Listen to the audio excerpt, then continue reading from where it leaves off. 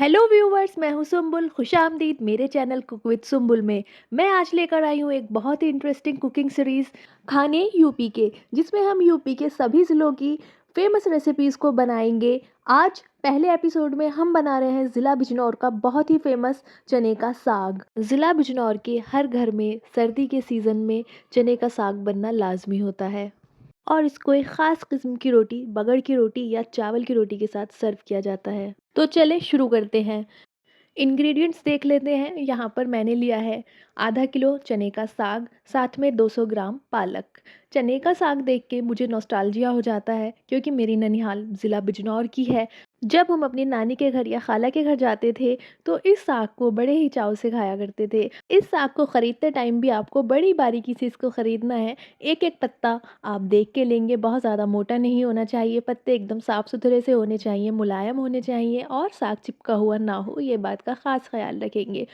साथ में आप इसको लाके रात भर के लिए फ्रिज में स्टोर भी नहीं कर सकते। इसको लाके आपको दिन के दिन ही बनाना पड़ेगा, क्योंकि ये साग ख़राब हो जाता है। मगर आप इसको बनाकर बहुत ही आसानी से फ्रिज में स्टोर कर सकते हैं, तब ये ख़राब बिल्कुल भी नहीं होगा। साग को बीन लेना है, उसमें से घास या पत्ते किसी और किस्म के हों तो उनको निकाल दीजिए और 2 से 3 बार पानी से धो लीजिए और रख लीजिए। यहाँ ली हैं हरी मिर्चें। अपने टेस्ट के मुताबिक आप कम या ज़्यादा कर सकते हैं। मैंने यहाँ पे 15 के करीब हरी मिर्चें ली थी। अदरक लेना है, 1 डेढ़ इंच के करीब अदरक लिया है हमने, और 6 से 7 लहसुन की कलियाँ। बस ये सारी चीज़ें हम लेंगे। अब देखें, इस साग के अंदर ना बहुत सारे मसाले नहीं जाने हैं, बहुत कम सामान के साथ बनेगा और बहुत फ्लेवरफुल होगा। साथ में हमने लिया है यहाँ पे दाल और चावल। ये दाल है उड़द की दाल और चावल, ये आधा आधा कटोरी मैंने दोनों चीज़ें ली थी। अब आप उड़द की दाल की जगह साबुत उड़द भी डाल सकते हैं। ये बिल्कुल आपके हाथ में है कि आप उड़द की दाल डालना चाहते हैं या फिर साबुत उड़द डालना चाहते हैं। बस अब हमको क्या करना है, जो हमने साग था उसको काटना है बारीक बारीक, जितना बारीक आपसे हो सके काट लीजिए, क्योंकि ये साग थोड़ा मोटा होता है। इसकी जो डंडी है वो हल्की मोटी होती है, जो आसानी से गलती नहीं है, इसलिए इसको बिल्कुल महीन आपको काटना है। हालांकि साग को काटने के लिए एक मुख्तलिफ़ किस्म का औज़ार इस्तेमाल होता था, जिसको हम दराती कहते हैं। हमारे घरों में अभी भी मिलती है वो, लेकिन दराती से काटना बड़ा मुश्किल टास्क होता है। उससे हम तो नहीं काट पाएंगे, लेकिन घर की जो बड़ी औरतें होती हैं वो आसानी से काट लेती हैं। अगर आपके घर में कोई ऐसा है तो आप उनसे कटवा सकते हैं। फिर हमको पालक को भी काट लेना है। पालक को आप रफली चॉप कर सकते हैं, इसमें कोई बड़ा वो नहीं है, क्योंकि पालक आसानी से गल जाता है। तो आप किस ज़िले से मेरी रेसिपी देख रहे हैं, आप ज़रूर कमेंट करके बताइएगा।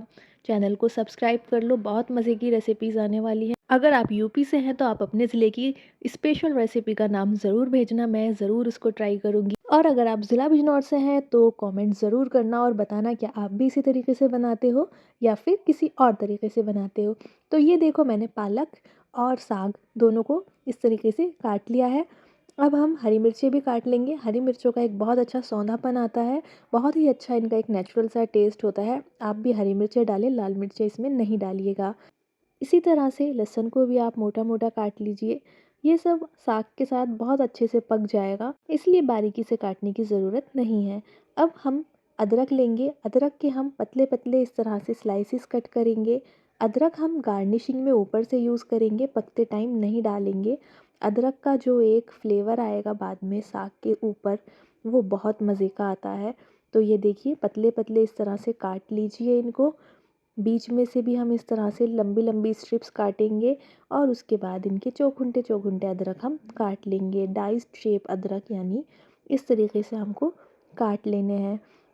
सारी चॉपिंग हमारी हो गई है। अब हम तैयारी करते हैं अपने साग को चढ़ाने की। वैसे तो साग को ट्रेडिशनली बिजनौर में हंडियों में पकाया जाता था, चूल्हे पर, लेकिन अब इस ज़माने में कहाँ हंडिये कहाँ चूल्हे, तो हम कुकर में ही इसको बना रहे हैं। कुकर लेना है, कुकर के अंदर हम सारा पालक और साग डाल देंगे। साथ में दाल और चावल को भी अच्छे से धो के डाल देना है।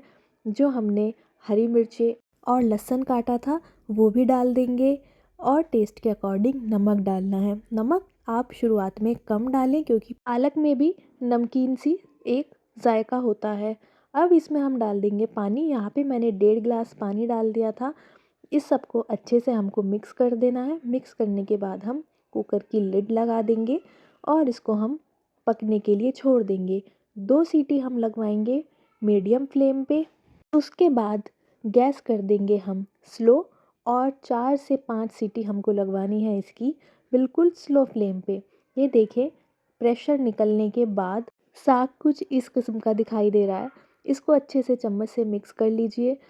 चेक कर लीजिए साग गल गया है या नहीं। ये देखो अच्छे से मैश हो रहा है, यानी कि साग अच्छे से गल गया। अब बिजनौर के स्पेशल घोटे से साग को अच्छे से घोटना है जब तक कि इसमें चिकनापन ना आ जाए। तो ये घोटा था। आपके पास घोटा नहीं हो तो आप मैशर से भी इसको घोट सकते हैं, या फिर इस तरह का कोई भी औज़ार आपको आसानी से मार्केट में मिल जाएगा। बिजनौर में तो ये हर घर में होता है, क्योंकि खानों में ये बहुत यूज़ होता है। ये देखिए हमने साग को इस तरीके से घोट लिया। बीच में आपको पानी डालने की ज़रूरत पड़े आप डाल सकते हैं। अब हम साग को वापस से पकने रख रहे हैं, क्योंकि मैंने इसमें आधा ग्लास पानी ऐड किया था। थोड़ा सा कटा हुआ अदरक भी डाल दिया है।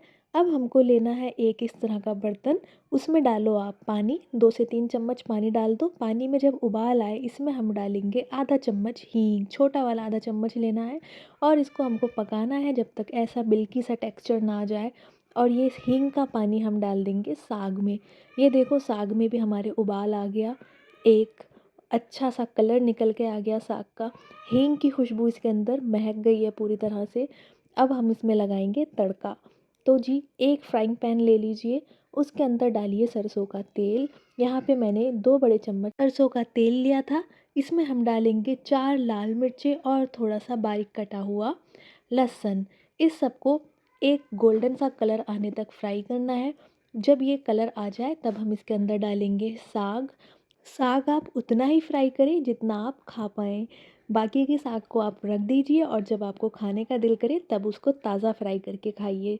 बस ये देखिए हमारे साग की रंगत कितनी बढ़िया निकल के आई है, और कितना फ्लेवरफुल ये दिखाई दे रहा है। कितनी सिंपल सी रेसिपी है। एक बार ज़रूर ट्राई करना और बताना आपको ये बिजनौर की स्पेशल चने के साग की रेसिपी कैसी लगी, और बताएं नेक्स्ट रेसिपी किस ज़िले की बनानी चाहिए। ज़रूर से कमेंट करें, चैनल को सब्सक्राइब कर लीजिए।